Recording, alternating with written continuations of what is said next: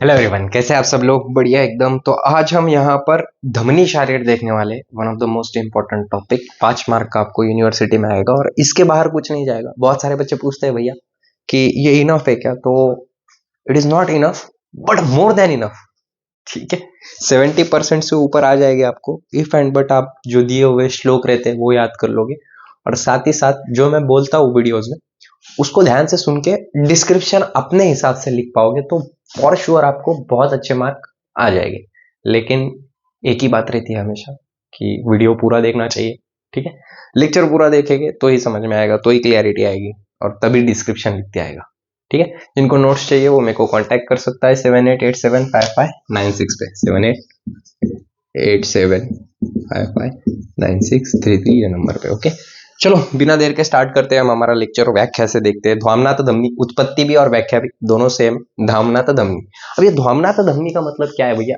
धमनी आई तो आपको ये याद रखना है कि ध्वामनाथ धमनी, इसका मतलब मैं समझा रहा हूं, सब्र करो। जो प्रणाली से वायु का वहन एवं भान होता है उसको हम क्या बोलते हैं? धमनी बोलते हैं। जो प्रणाली मतलब जो रचना प्रणाली, जो बोलना है वो बोलो।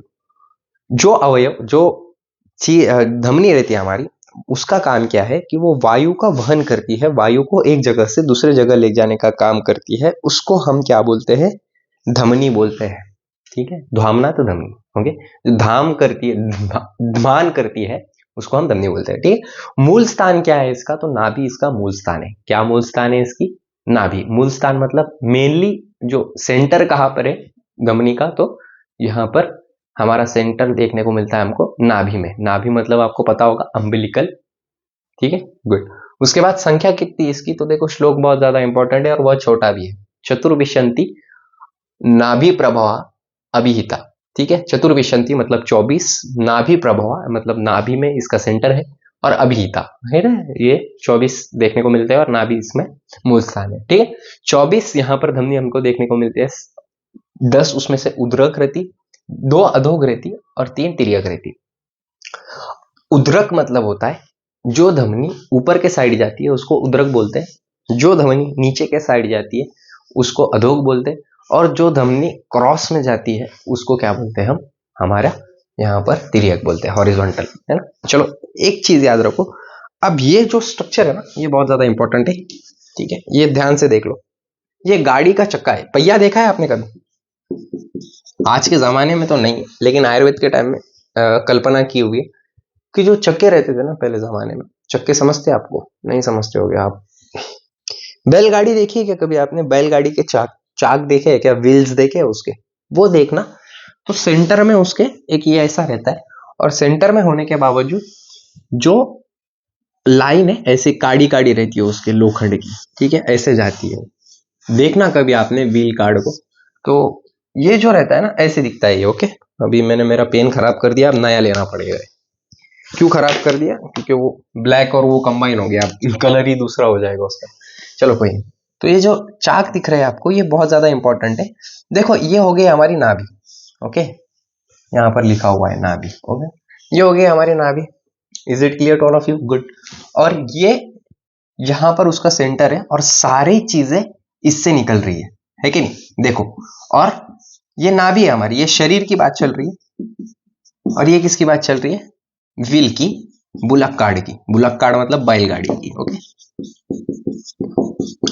देखो ध्यान से देखो, जैसे बैलगाड़ी में चाक का सेंटर सेंटर में है और उससे सारे निकल रहे हैं अलग अलग ब्रांचेस, वैसे ही हमारे शरीर में नाभि इंपॉर्टेंट है बहुत ज्यादा, जिससे धमनी निकलती है।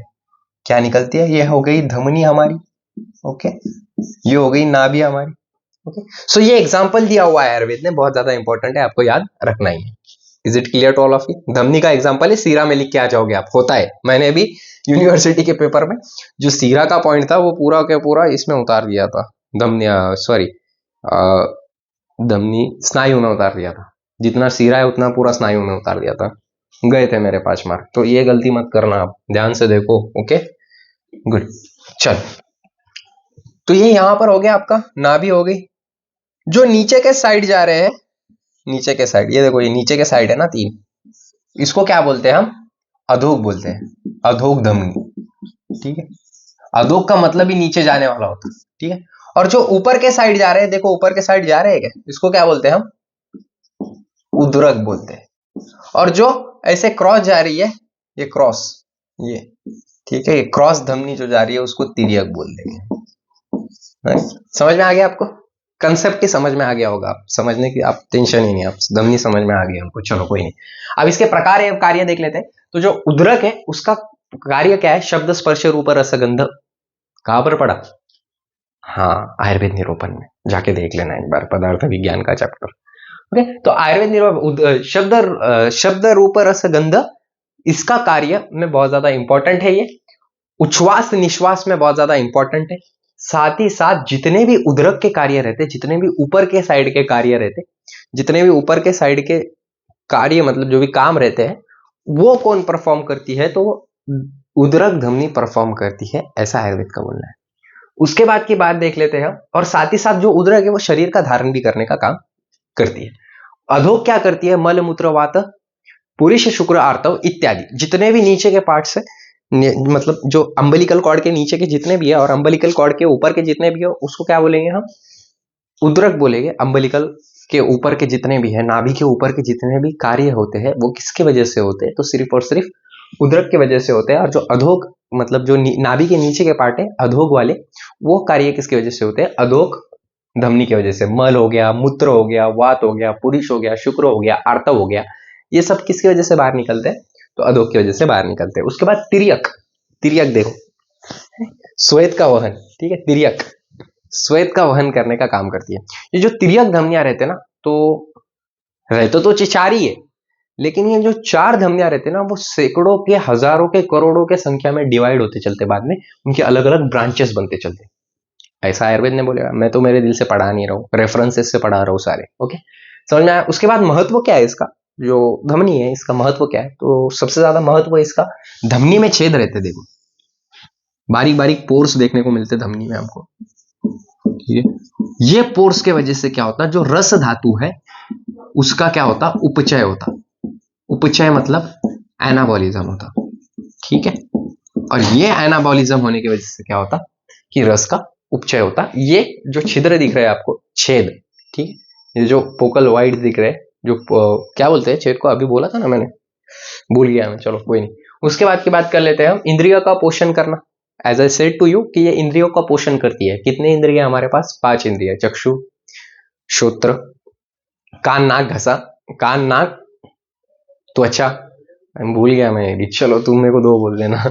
चलो ठीक है, इंद्रियों का पोषण करना। इंद्रियों का पोषण होगा तो फिर वो इंद्रियों का पोषण होने की वजह से क्या होगा कि हमको ज्ञान की प्राप्ति होगी। जैसे आप देख रहे हो मेरे को चक्षु से, और वही इंफॉर्मेशन जा रही है ऑसिपिटल नर्व से कहां पर? ब्रेन में, और आप मेरे को देख पा रहे हो। और जो कान में हेडफोन या फिर आप वैसे ही सुन रहे होगे, तो वो किसकी वजह से हो पा रहा है? सिर्फ और सिर्फ श्रोत्रेंद्रिय की वजह से, मतलब कान की वजह से। ठीक है, सो ये महत्व भी है उसका, धमनी का। So one of the most important part role play करती है हमारे लाइफ में धमनी। सो यहाँ तक ही था धमनी का, इससे बाहर कुछ नहीं जाएगा। सो इसके पिछले वीडियो भी देख लेना और इसके आगे वीडियो भी देख लेना। और अगर पूरी लेक्चर सीरीज फॉलो करते हो ना BAMS फर्स्ट ईयर की, कोई नहीं रोक सकता आपको 70% देने से। सिर्फ आपको श्लोक याद करने हैं। ऐसे मैं बार बार बोलता हूँ, बिना श्लोक के अगर BAMS का पेपर रहा तो शरीर में हृदय के बिना और शीर के बिना पेपर है वो। ठीक है, BAMS के लिए शीर और हृदय वन ऑफ द मोस्ट, और बस्ती, त्रिमर्म बहुत इंपॉर्टेंट है ना ये मर्म। उसी हिसाब से कल्पना कीजिए कि BAMS का पेपर बिना श्लोक के ऐसे ही रहता है कि शीर भी नहीं है, बस्ती भी नहीं है और हृदय भी नहीं है। बस्ती तो मालूम होगा आपको, यूरिनरी ब्लैडर, हृदय भी मालूम होगा, हार्ट, और शीर भी मालूम होगा, ब्रेन। सो समझ गए होंगे आप, I hope. Thank you so much, have a great day और जय हिंद।